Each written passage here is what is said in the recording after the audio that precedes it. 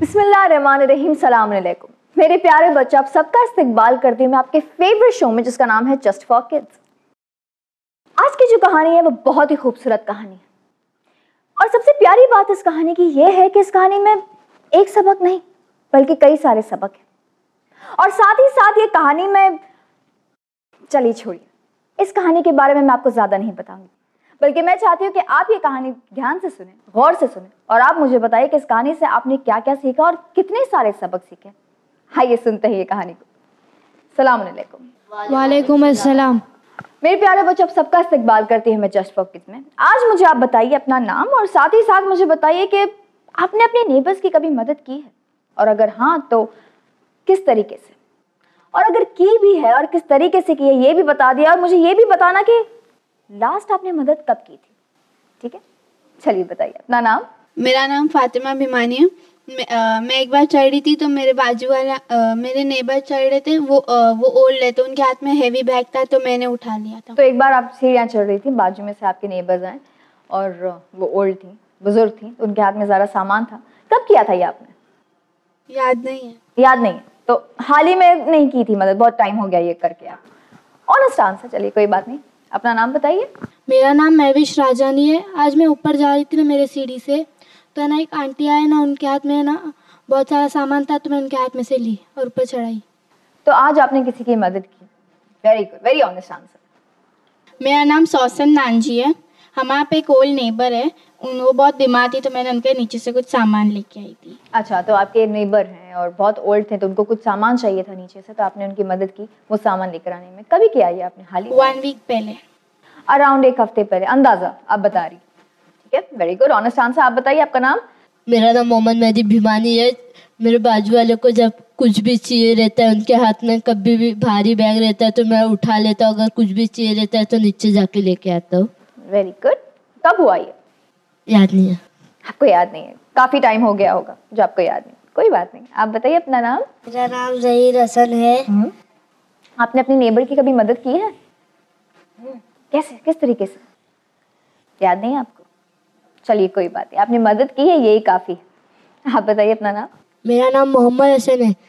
हमारी बिल्डिंग में एक ओल्ड आंटी रहती है तो उनको नीचे से कुछ सामान लाना था तो मैंने ला दिया था। How sweet, very good. कब किया ये आपने? Around 1-2 weeks. 1-2 वीक्स, ठीक है, अंदाजा आप बता रहे हैं। चलिए वेरी गुड। आप बताइए अपना नाम। मेरा नाम ज़ैन अब्बास है।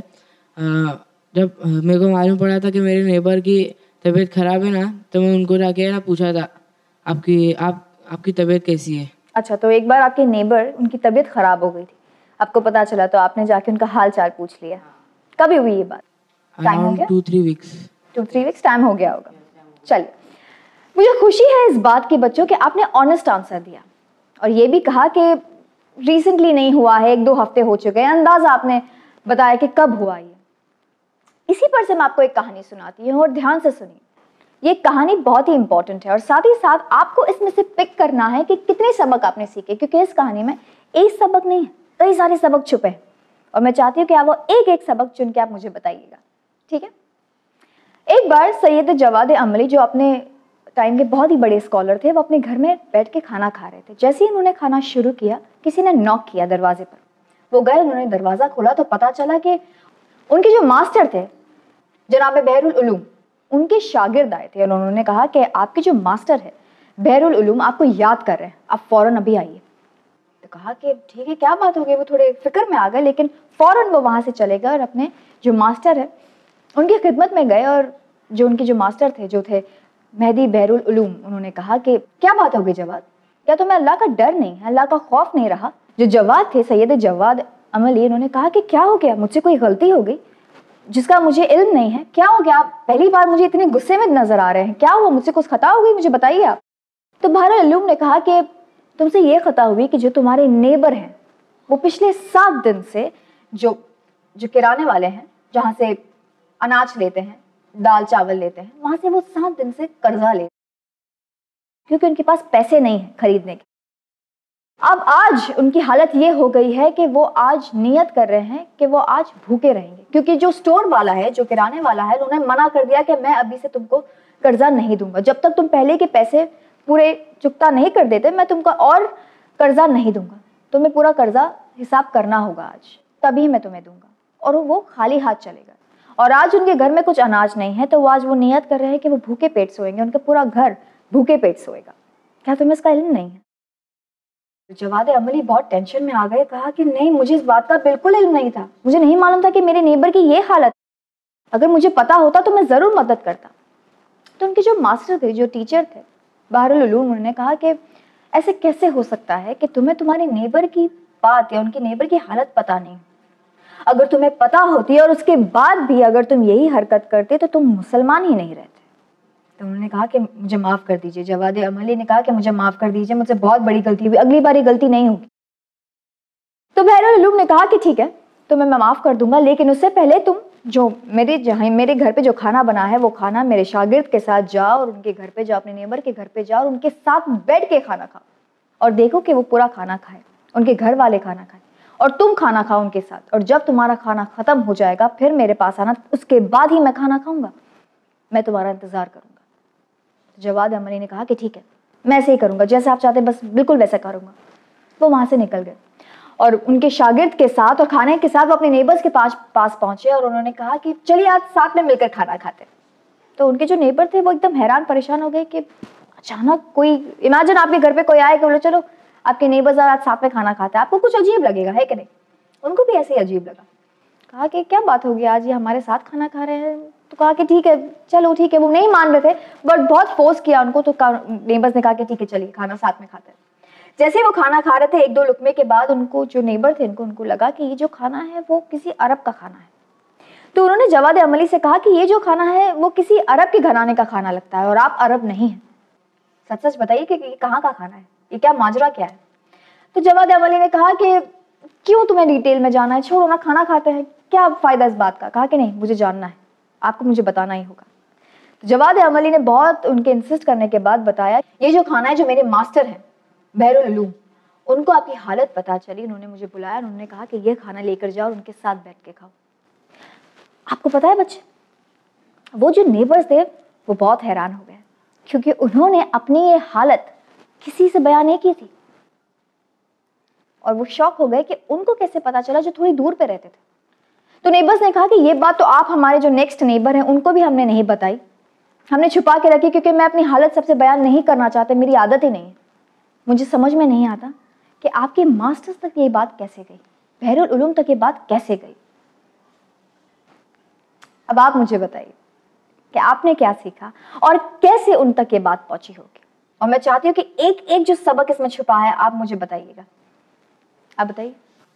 हमारे जो नेबर्स हैं हमें उनका हालचाल पूछना चाहिए रेगुलरली। जी हाँ, आपके ऊपर एक जिम्मेदारी है, एक रिस्पॉन्सिबिलिटी है। जैसे आप एक बच्चे हैं, एक सन, किसी के सन है, किसी की डॉटर है, आप अपने पेरेंट्स के पास आपकी एक ड्यूटी होती है, आपके टीचर स्कूल में आपकी एक ड्यूटी होती है, वैसे ही आपकी एक ड्यूटी होती है टुवर्ड्स योर नेबर्स।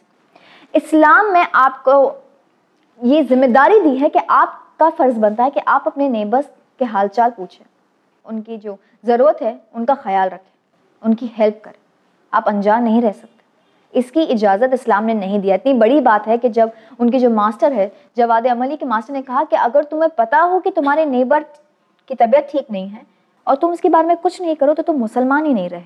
सोचिए कितनी बड़ी बात है, कितनी बड़ी रिस्पॉन्सिबिलिटी है नेबर का ख्याल रखना। कितना बड़ा इम्पोर्टेंस उनकी नेबर्स का इम्पोर्टेंस इस्लाम ने हमें बताया है इस कहानी में, है ना? Very good. आप बताइए। हमें हमारे उस्ताद की बात माननी चाहिए। जी हाँ, आपको रिस्पेक्ट करनी चाहिए। Definitely, very good. आपके जो मास्टर हैं, आपके जो टीचर है, चाहे वो स्कूल में हो, आपके ट्यूशन टीचर हो या आपके पेरेंट्स ही हो, वो भी आपके मास्टर, वो आपको सिखाते हैं। आपको उनको रिस्पेक्ट करना है, ओबीडियंट होना है, आपको उनके सामने उनकी बात सुनना है। आप उनके साथ आर्ग्यू नहीं कर सकते, अरे मुझे तो नहीं पता था, मुझे किससे पता था कि वो बीमार है, इसमें मेरी क्या गलती? मेरी कोई गलती नहीं है, उन्हें मुझे बताना चाहिए था कि उनकी तबीयत ठीक नहीं है। Wrong attitude. आप अपने मास्टर के सामने, अपने टीचर के सामने आर्ग्यू नहीं कर सकते, क्योंकि वो आपके टीचर हैं, वो आपसे ज़्यादा जानते हैं। You should respect your teachers and your masters, be that anyone. ठीक है, वेरी गुड। आप बताइए। अगर हमारे नेबर को हमकी हेल्प चाहिए तो अपने को हेल्प करने का। जी हाँ, अगर आपके नेबर्स को, जैसे कि मैंने कहा कि आपकी हेल्प की ज़रूरत है, तो आपको उनकी हेल्प करना चाहिए।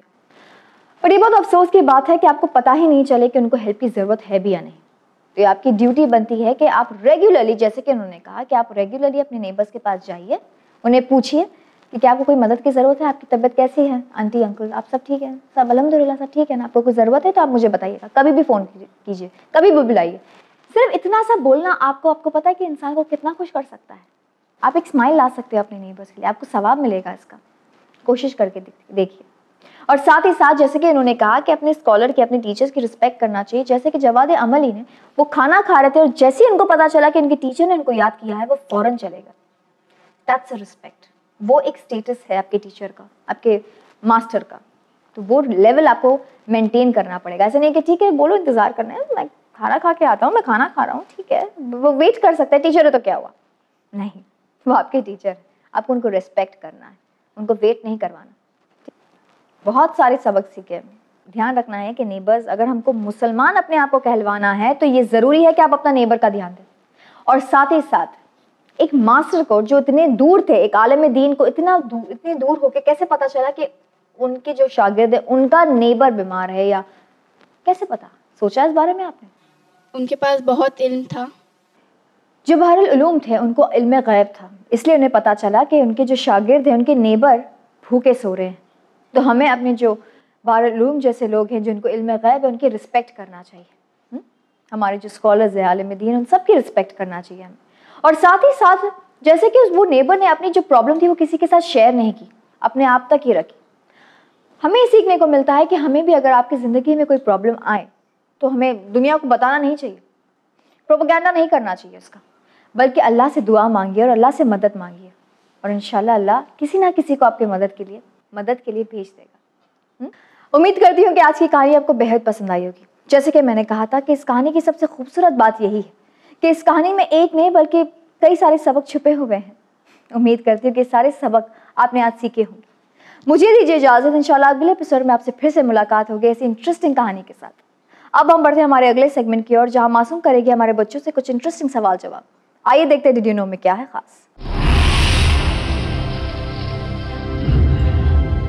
बिस्मिल्लाहिर्रहमानिर्रहीम। डियर व्यूअर्स, अस्सलामुन अलैकुम। आप सभी का इस्तकबाल है हमारे सेगमेंट डिड यू नो में, जहाँ पर हम बच्चों की नॉलेज को टेस्ट करने की पूरी कोशिश करने के साथ साथ उनकी नॉलेज में इजाफा भी करते हैं। तो आइए देखते हैं हमारे किड्स कितने तैयार हैं हमारे सवालों का जवाब देने के लिए। So kids, are you all ready? Yes. माशाल्लाह से आप लग भी रहेंगे, आप सभी तैयार हैं। We will start with Islamic questions and we will begin with girls. Okay girls, आपके लिए हमारा पहला सवाल है, किस नबी ने गहवारे में बात की यानी कि कलाम किया? किस नबी ने? गहवारा मतलब झूले में, when he was in the cradle, किस नबी ने बात की थी? जी मोहम्मद हसन, आप जानते हैं, बताइए। हज़रत ईसा अलैहिस्सलाम। जी यू आर राइट, हज़रत ईसा अलैहिस्सलाम is the correct answer. Very good boys. हमारा अगला सवाल बॉयज आपसे ही है। आप हमें बताइए कि ज़ियारत नाहिया किस इमाम से मंसूब है? हम पढ़ते हैं ना ज़ियारत नाहिया, आप लोग पढ़ते हैं जी, किस इमाम से मंसूब है मोहम्मद हसन के अलावा? जी मोहम्मद मेहदी, बताइए। 12वें इमाम इमाम ज़माना अलैहिस्सलाम। इमाम ज़माना से ज़ियारत मंसूब है, और इस ज़ियारत में इमाम ज़माना ने करबला वालों को याद कर कर उन पे सलाम भेजा है और गिरिया किया है। ठीक है, चलिए हमारा जो अगला सवाल है वो है गर्ल्स आपसे। आप हमें बताइए, सरी इमाम हुसैन अलैहिस्सलाम ने किस सूरे की तिलावत की थी नौके नेज़ा पर? सूरह कहफ। Very good, right answer. चलिए हमारा अगला सवाल बॉयज आपसे है।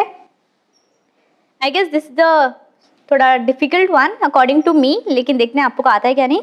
किस सहाबी की आंखें इमाम मोहम्मद बाकिर अलैहिस्सलाम की दुआ से सही हुई? वो कौन से सहाबी हैं? He is a very famous companion, आप जानते हैं? जी जैन बताइए। जनाबे अबू बसीर। जनाबे अबू बसीर। Are you sure? यस। यही सहाबी है? यस। पक्का? यस। जी यू आर राइट जैन। जनाबे अबू बसीर वो सहाबी है हमारे पांचवें इमाम की दुआ से जिनकी आंखें सही हुई थी। वेरी गुड, उनकी बिनाई आ गई थी। ठीक है, now my next question is for girls. Girls हमें बताइए कि इमाम ज़माना का मशहूर लक़ब क्या है? वैसे तो इमाम ज़माना के बहुत सारे लक़ब है, इमाम ज़माना खुद एक लक़ब है, लेकिन मशहूर लक़ब कौन सा है? महविश, आप बता सकती है? बकियतुल्लाह। बकियतुल्लाह, आर यू श्योर? यस। जी, बकियतुल्लाह is the right answer Mahvish. और बकियतुल्लाह का मतलब है जिसे अल्लाह ने बाकी रखा है। और ये जो बकियतुल्लाह जो लक़ब है वो कुरान मजीद में भी आया। कोई जानता है विच सूरह एंड विच आयत? इट्स सूरह हुद, आयत number 86। And this is a homework for you all. आप लोग जाओगे एंड यू विल चेक जो मैंने बताया, सूरह हुद आयत नंबर 86. क्या देखना है आप लोगों को? So you have to promise me कि you will check. Yes. Okay, इंशाल्लाह. Very good. Now my next question is for boys. Boys हमें बताइए कि सफ़ान बिन मेहरान जिनसे ज़ियारत आशूरा और ज़ियारत वारिसा नकल हुई है, ये कौन से इमाम के सहाबी है? Is a very famous companion of which इमाम? आप जानते हैं? मोहम्मद मेहदी बताइए. इमाम जाफर सादिक अलैहिस्सलाम. Very good. इमाम जाफर सादिक अलैहिस्सलाम के कंपेनियन थे, सहाबी थे जिनसे ज़ियारत आशूरा और ज़ियारत नकल हुई है. कौन से सहाबी? क्या नाम था उनका? सफ़ान बिन मेहरान. Very good. सफ़ान बिन मेहरान. Very good. अब हम बढ़ेंगे हमारे कौन से सवालों की तरफ? And we will start with boys. Boys आपके लिए जनरल नॉलेज का फर्स्ट क्वेश्चन है. आप हमें बताइए कि which date is inscribed on the book held by the Statue of Liberty? Before the answer, where is Statue of Liberty? जी बताइए Jain. New York. Aisha New York. New York में है Statue of Liberty? Yes. Sure? You are not sounding. Yes. Yes, now you are sounding. It is right. New York में Statue of Liberty है और statue of liberty के हाथ में एक बुक है. आप लोग ने देखा है स्टैच्यू ऑफ लिबर्टी? तो उस बुक पे एक डेट इंस्क्राइब्ड है, यानी कि लिखी हुई है. आपको हमें बताना है कि वो कौन सी डेट है. जी फातिमा, आपको जानती हैं, बताइए. फ्रांस ने स्टैच्यू ऑफ लिबर्टी गिफ्ट किया था यूएसए Yes. को. Actually I wanted to mention this also. Very good Fatima. ये जो स्टैच्यू ऑफ लिबर्टी है, इट इज़ नॉट अमेरिकाज. ये गिफ्ट है जो कि दिया था फ्रांस ने एज अ फ्रेंडशिप गिफ्ट. जैसे हम अपने फ्रेंड्स को कैसे गिफ्ट देते हैं, वैसे फ्रांस की जो कंट्री है उसने एज अ गिफ्ट दिया था ये अमेरिका को. Very good Fatima, I am impressed. The date is 4 July 1776 which is inscribed on that book. और ये डेट है अमेरिकन डिक्लेरेशन ऑफ इंडिपेंडेंस की. ओके चलिए, कोई रिपीट कर सकता है which date is inscribed? Mohammad Hasan आप. 4 जुलाई 1776. Very good. चलिए, हमारा जो अगला सवाल गर्ल्स वो आपसे है. आप हमें बताइए कि in which category have the maximum number of women won the Nobel Prize? जैसे कि हम सब जानते हैं कि नोबेल प्राइज कितनी की सारी कैटेगरीज में दिया जाता है, तो आपको हमें बताना है कि जो वुमेन है, जो वुमेन विनर्स हैं, उन्होंने किस कैटेगरी में सबसे ज़्यादा नोबेल प्राइज जीता है. जी आप फातिमा जानती हैं, बताइए. Peace. I sure peace? Yes. Yes, you are right. जो नोबेल पीस प्राइज है सबसे ज़्यादा इस कैटेगरी में वुमेन ने जीता है प्राइज. ओके चलिए, हमारा अगला सवाल बॉयज आपसे है. Listen to the question number अच्छे से, ठीक है. The question is if Yemen ends with MEN, which other country ends with men, MAN?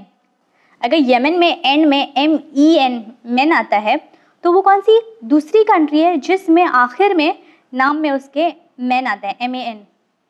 Both are Asian countries. Yemen भी एशियन कंट्री है और जो आंसर है दूसरी कंट्री का वो भी एशियन कंट्री है. जी मोहम्मद मेहदी. ओमान.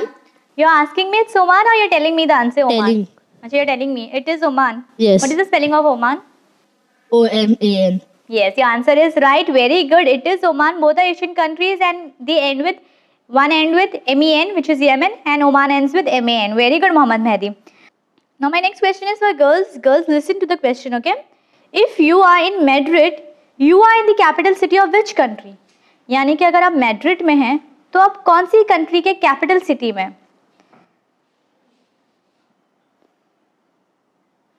जी बॉयज आप जानते हैं. Wait, let girls think first, then I ask boys. अगर गर्ल्स को नहीं आया तो महविश. जी जैन बताइए. स्पेन. क्यों सर्टिफिकेट स्पेन? क्योंकि I not sure. Yes, it's Spain only. You are right, it is Spain. Spain की जो कैपिटल सिटी है वो है Madrid. If you are in Madrid, you are in the capital city of Spain. ठीक है. चलिए, मैं next question is for boys. लेकिन बॉयज आपने हमें ये आंसर किया, इसलिए we will pass on the next question to girls. Girls हम आपसे सवाल करेंगे. If you are in Cape Town, you are in the capital city of which country? अगर आप केप टाउन में हैं, जैसे कि आप मैड्रिड में थे, तो you will be in Spain. ठीक है. अच्छा बताइए Fatima. South Africa. South Africa. Are you sure? Yes. Cape Town जो है वो साउथ अफ्रीका में? यस. पक्का? Yes. Yes, it is right. If you're in Cape Town, you're in the capital city of South Africa. और South Africa की जो Cape Town city है, it is the second populous urban area after Johannesburg, यानी कि Johannesburg यहाँ की ज़्यादा populous city है as compare to Cape Town. Very good girls. Now we will do the spell check. And for boys आपका word है fabulous. को फेब्यूलस word spell करके हमें बताना है. जी मोहम्मद हसन बताइए. FABULOUS. Fabulous. The spelling is correct. Now my next word is for girls. Girls, आपको हमें बताना है declaration. What is the spelling of declaration? Boys, I know आप लोगों को आता है. मैं बीच में चाहती हूँ आप बताइए declaration की spelling. DECLARATION. Very good. The spelling of declaration is correct. आप दोनों टीम्स ने हमें बखूबी से आंसर किए हैं, लेकिन जो हमारी आज की विनिंग टीम है वो है बॉयज आप. Thank you. You're most welcome. नाज़रीन, ये था हमारा सेगमेंट डिड यू नो. आइए अब बढ़ते हैं हमारे थर्ड इंटरेस्टिंग सेगमेंट की ओर और देखते हैं क्या है बच्चों के लिए खास हमारे तीसरे सेगमेंट में. बिस्मिल्लाहिर्रहमानिर्रहीम. डियर व्यूअर्स, सलामुन अलैकुम. आप तमाम का तहे दिल से इस्तकबाल है जस्ट फॉर किड्स के तीसरे मरहले यानी सेगमेंट अमेजिंग फैक्ट्स में. आज हमारे सेगमेंट अमेजिंग फैक्ट्स में हम इन बच्चों से डिस्कस करेंगे नेचुरल डिजास्टर्स के बारे में और इन्हें इसकी मालूमात से रूशनास करवाएंगे. इन्हें बताएंगे कि दुनिया में वो कौन से नेचुरल डिजास्टर्स हैं जो सबसे ज़्यादा तबाही मचाते हैं और साथ ही साथ ये देखने की कोशिश करेंगे कि हमारे स्टूडियो में मौजूद बच्चे नेचुरल डिजास्टर्स यानी कुदरती आफत, कुदरती कहर के बारे में क्या जानते हैं. सो किड्स, सलामुन अलैकुम. वालेकुम अस्सलाम.